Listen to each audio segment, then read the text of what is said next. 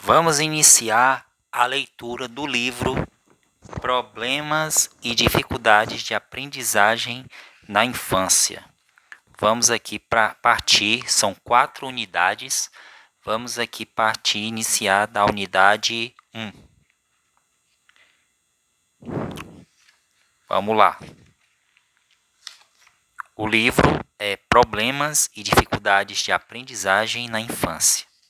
Vamos lá para a introdução da unidade 1.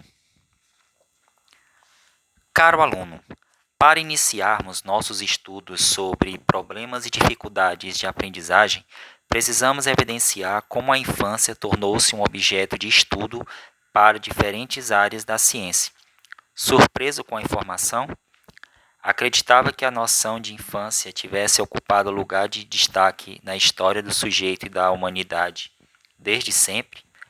Pois bem, a ideia de infância passível de cuidado e olhar diferenciado como uma fase do desenvolvimento sensível de suma importância para o crescimento biopsicossocial do sujeito é certamente algo recente na história da humanidade.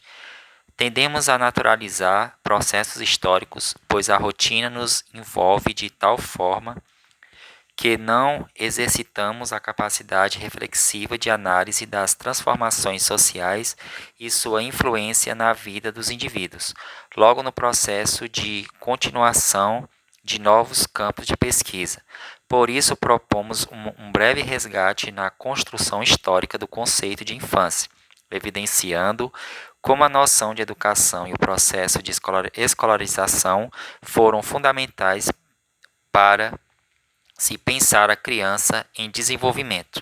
Discutiremos, além disso, a influência organicista na visão de infância e, consequentemente, na concepção de aprendizagem, que, por sua vez, ajudaram a estabelecer a infância como categoria de estudo, além de fortalecer a ideia de que a aprendizagem estava vinculada a aptidões puramente biológicas.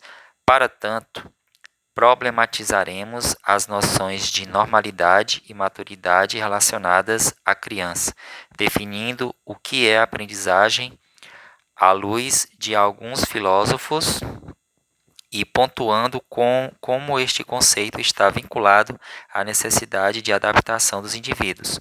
Por fim, analisaremos o contexto em que surgem as preocupações e os primeiros estudos sobre as dificuldades de aprendizagem, para compreender a importância de analisar de forma contextualizada o desenvolvimento da aprendizagem dos indivíduos, nos tornando mais apto a identificar e trabalhar com as consequências que essas dificuldades acarretam para os sujeitos no contexto escolar e fora dele.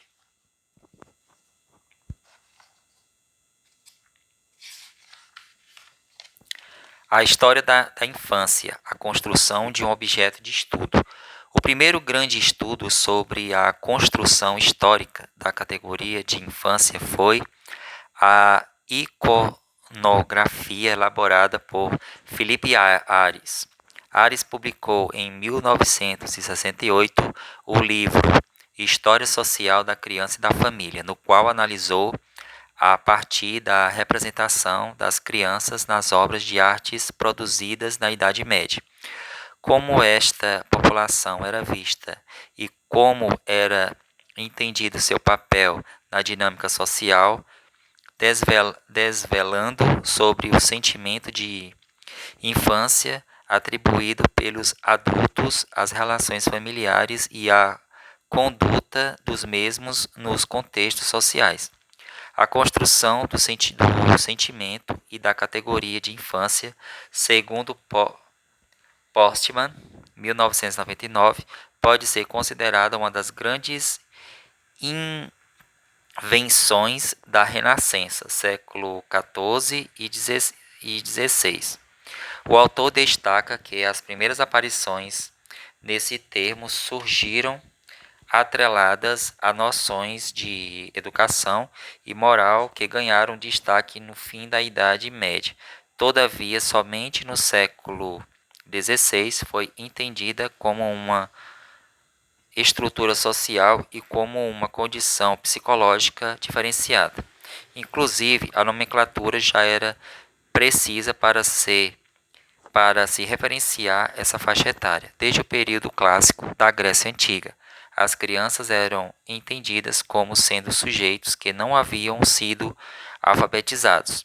Postman pontua que os gregos não se preocuparam em teorizar acerca desta faixa etária, mas a paixão desse povo pela educação fez com que se aproximasse muito desta concepção.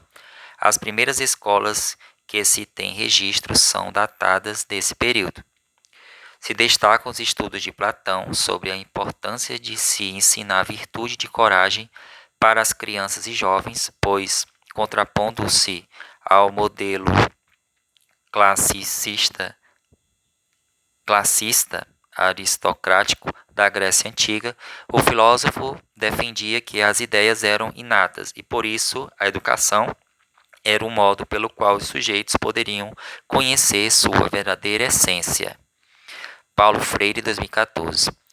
Entretanto, o sentimento da empatia com a condição diferenciada de desenvolvimento não estava presente nesse momento. As crianças eram vistas como aquelas que precisavam ser corrigidas a qualquer custo, inclusive por meio de castigos físicos intensos, para tornarem-se educadas segundo os critérios sociais da época. No entanto, com a invasão do Império Romano, séculos de desenvolvimento foram soterrados em seus escombros ou escondidos nos porões da Igreja Católica. Neste processo, a ideia de alfabetização social foi perdida, bem como as noções de educação e vergonha até ali desenvolvidas. Entende-se por alfabetização social ou socializado como a condição social em que a maioria do povo tem acesso à leitura e escrita, dominando de fato o código. Segundo Postman, 1999, a alfabetização social foi substituída pela alfabetização corporativa, na qual poucos têm acesso a esta modalidade e formam a corporação de escribas, por conseguinte privilegiados. Postman nos alerta que o impacto social decorrente da ruptura na cultura letrada do período romano. O autor defende a ideia de que, se por cultura letrada entendemos a quantidade de pessoas que dominam sem embaraço a leitura e escrita, e não simplesmente a capacidade de se decodificar o alfabeto. Podemos entender como uma questão de dominação o desaparecimento da capacidade de ler e escrever. Esse aspecto é relevante, pois em uma sociedade não letrada, a discussão acerca da diferença entre crianças e adultos não existe. Jacques Rousseau toma essa prerrogativa como ponto central em sua obra Emílio, afirmando que ler é flagelo da infância porque, em certo sentido, os livros nos ensinam a falar de coisas das quais nada sabemos. Postman, 1999, página 27. Rousseau foi importante neste momento para evidenciar que a noção de infância só foi forjada como um contraponto da vida adulta. No mundo dos letrados, a criança passa a ser reconhecida como aquela que precisa se tornar adulta. Entretanto, essa compreensão baseada na comparação com o adulto acaba por não lhe conferir a profundidade subjetiva e social única e sim como sujeito incompleto, à espera de tornar-se alguém quando atingir o desenvolvimento esperado, ou seja, ser adulto. De acordo com Castro, 2013, esta ideia ganha ainda mais força na Idade Moderna, pois a concepção de criança nesse período e até hoje apresentou-se como uma fase de preparação para a vida produtiva, determinando um dever ser desses sujeitos como indivíduos ainda não prontos, imaturos e não ainda socializados para participar integralmente da vida em sociedade. Castro, 2013, página 17, grifos da autora. Como dito, 10 séculos se passaram até a noção de infância voltar a ter destaque no círculo acadêmico. Na pesquisa de Ares, 1978, dois sentimentos de infância são evidentes durante a Alta e Baixa Idade Média: o de paparicação e o de exasperação. O primeiro estava relacionado à ingenuidade, gentileza e graça, que tornava a criança uma espécie de bobo da corte para os adultos circundantes, pois se distraíam com as peripécias decorrentes da inabilidade social dos pequenos. Em contrapartida, o sentimento de exasperação decorreu da vertente moralista, principalmente da Igreja, que passou a questionar os mimos oferecidos às crianças, pois entendia como forma de favorecer a falta de educação dos pequenos sujeitos. Para exemplificar a dualidade destes sentimentos de infância, Ares recorre aos escritos de Montaigne. Quando os adultos fazem as crianças cair numa armadilha, quando elas dizem uma bobagem ao tirar uma conclusão acertada de um princípio impertinente que lhes foi ensinado, os adultos dão gargalhadas de triunfo por havê-las enganado. Beijam-nas e acariciam-nas como se elas tivessem dito algo correto. Era a paparicação. É como se as pobres crianças fossem feitas apenas para divertir os adultos, como cãezinhos ou macaquinhos. A noção de apego tão familiar na contemporaneidade não era usual no período medieval. Isso porque o índice de natalidade e mortalidade era muito alto. Ares, ele relata em seus estudos que as famílias na Idade Média tinham muitos filhos, pois já contavam com o fato de que a maioria iria morrer. As precárias condições de saneamento, higiene e de armazenamento de comida favoreciam doenças que provocavam a morte das crianças. A taxa de mortalidade caiu efetivamente em meados do século XIX, graças aos avanços da medicina em decorrência da esterilização do leite. Outro aspecto fundamental para a construção da infância foi a noção de vergonha. Foram os romanos que se atentaram pela primeira vez que a criança não estava preparada para conviver com todo o repertório social dos adultos e precisavam ser protegidas, principalmente no que tange à sexualidade. O destaque dado à vergonha é de suma relevância, pois traz real dimensão de que crianças e jovens não apresentam condições físicas e emocionais para lidar com questões adultas, tal como a experiência sexual. Durante a Idade Média, o princípio educativo foi o da oralidade. Crianças e adultos viviam todos juntos, sem a menor diferenciação. Ares, ao analisar as obras de artes produzidas entre o século XII e XV, apresenta que a criança, quando retratada, era, em meio aos adultos, cena de prevaricação, excreção e alimentação aconteciam simultaneamente sem a menor noção de pudor e vergonha que temos hoje. O autor relata, inclusive, que as noções que temos hoje de higiene pouco faziam sentido na época, portanto não eram ensinados. Manipular os órgãos genitais das crianças por prazer era uma prática comum dos adultos da época e hoje renderia bons anos de cadeia. Nas representações clássicas da época, a criança aparecia como um mini-adulto. Suas roupas e feições em nada se diferenciavam dos adultos retratados. As crianças e jovens conviviam cotidianamente com os adultos, com a finalidade de aprender os usos e costumes da época, entendendo que a vida privada do adulto também deveria ser partilhada como modalidade de aprendizagem.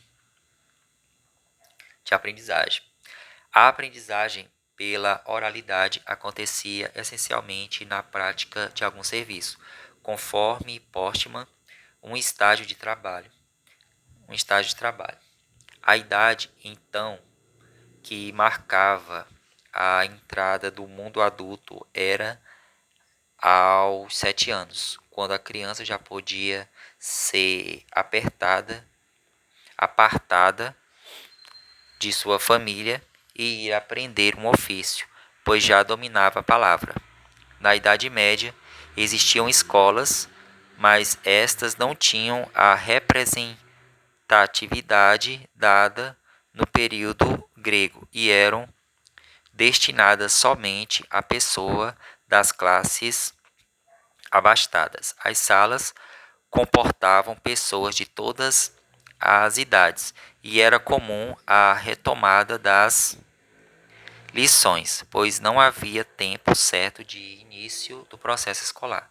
Nesse sentido, é correto afirmar que no mundo medieval não havia nenhuma concepção de desenvolvimento infantil, nenhuma concepção de pré-requisitos de aprendizagem sequencial, nenhuma concepção de escolarização como preparação para o mundo adulto. Para Ares, o que caracteriza a forma de se lidar com a criança como um adulto logo após o desmame tardio. Na época, era costume o desmame acontecer por volta dos 7 anos. Era justamente a falta de conhecimento a respeito da educação. Retomaremos a ideia do sucesso educacional moderno quando discutirmos os problemas de aprendizagem enquanto objeto de estudo. Neste momento, devemos nos ater ao fato de que é a noção de educação que vai dar à infância a categoria de objeto de estudo. A partir do século XVI, o ímpeto moralizador passou a ganhar mais força, concomitantemente às transformações das instituições escolares da Idade Medieval, orientadas pela Igreja. Segundo Ares, foram eclesiásticos e os homens da lei preocupados com as noções de disciplina e de racionalidade dos costumes que forjaram o conceito de infância que temos até hoje. Gerson, à luz de Ares, foi o precursor dos estudos sobre a infância, destacando a relevância de proteger as crianças da violência, intrigas e experiências sexuais adultas. Para tanto, era necessário retirá-las dos círculos de convivência promíscuas dos adultos. Esse olhar diferenciado visava despertar o sentimento de nojo e pudor em relação ao sexo. Entre suas recomendações estava dirigir aos pequenos uma linguagem específica a elas, com o objetivo de educá-las e protegê-las nas questões adultas. Conforme defendido pelos autores citados, a noção de educação foi determinante na mudança do sentimento de infância, bem como na transformação em categoria de estudo. O contínuo processo de escolarização passou, no século XVI, a mobilizar outros educadores de modo a estabelecerem a divisão de classes seguindo o critério de idade e não de habilidade de leitura. Esse processo é significativo, pois começa-se a identificar a necessidade de se pensar esta população como um grupo com características únicas de desenvolvimento, além de salas separadas. A seleção de material adequado às crianças também se tornou alvo de preocupação. Essas mudanças devem ser analisadas de modo multidisciplinar. Tomemos agora algumas das transformações socioeconômicas como parâmetros de compreensão do surgimento da infância como categoria de estudo. Mattioli evidencia, amparada nos estudos de Adorno e Horkheimer, os seguintes aspectos: as transformações socioeconômicas ocorridas na sociedade ocidental a partir do século XVIII, caracterizadas pelo sistema capitalista monopolista e depois concorrencial, substituindo o sistema feudal, e com o início da Revolução Industrial, trouxeram como consequência uma nova ordenação das estruturas de poder e tiveram também seus desdobramentos em relação à família.